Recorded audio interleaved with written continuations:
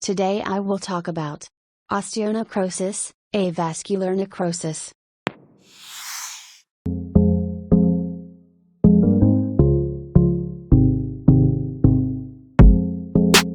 Osteonecrosis refers to infarction, ischemic necrosis, of bone and marrow cells.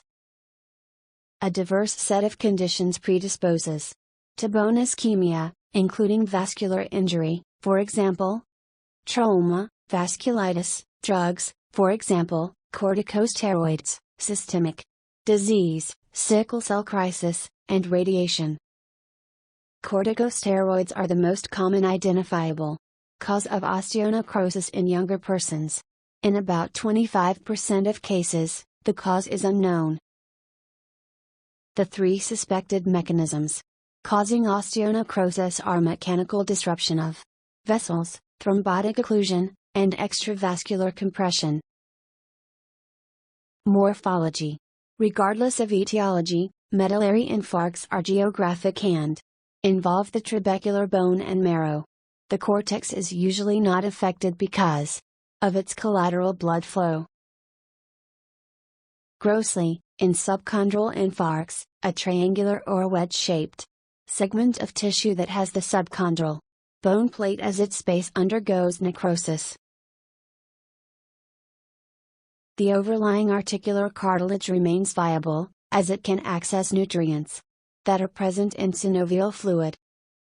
Microscopically, dead bone is recognized by empty lacunae surrounded by necrotic adipocytes that frequently rupture. In the healing response, osteoclasts resorb the necrotic trabeculae. Trabeculae that remain act as scaffolding for the deposition of new bone in a process known as creeping substitution. In subchondral infarcts, the pace of this substitution is too slow to be effective, so there is collapse of the necrotic bone and distortion, fracture, and even sloughing of the articular cartilage.